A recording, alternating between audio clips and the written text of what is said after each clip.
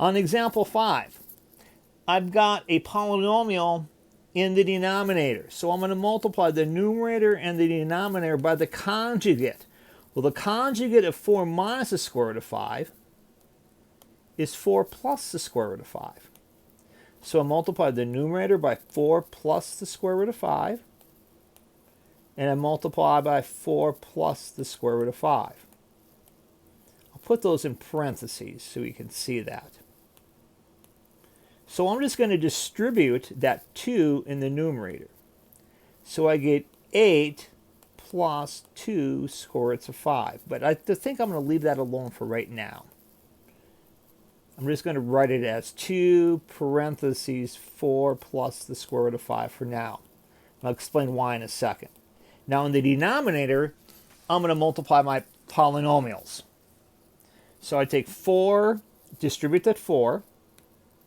So I get 16 plus 4 square roots of 5. I'm going to change pen color so you can see the second distributive. Then I take the square root of negative square root of 5. So I get negative 4 square roots of 5. And then minus 5. Because actually, let me go through minus the square root of 5 squared. Now, let's do a little simplifying.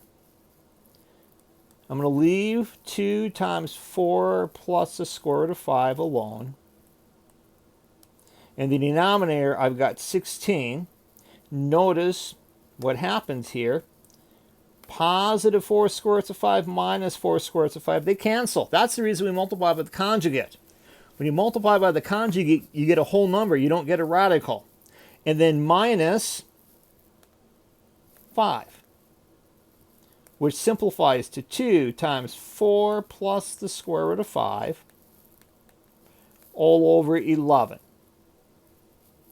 Notice 2 and 11 don't simplify, so we're done. Oops, meant to circle that.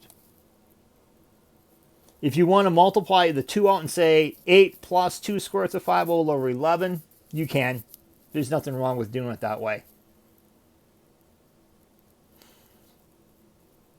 Now, when we're looking at adding and subtracting, we can add and subtract. Just think of the radical as a variable.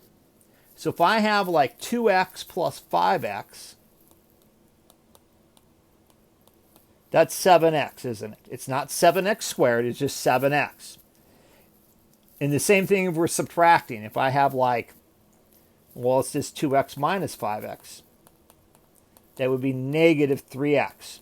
So as long as you have the same radical, you can add and subtract. If you have different radicals, it's like adding x and y.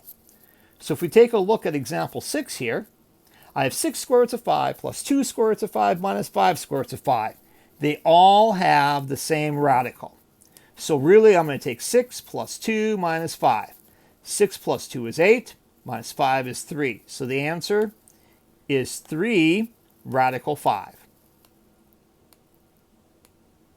And there's your answer, 3 square roots of 5. Let's take a look at example 7 on the next seminar.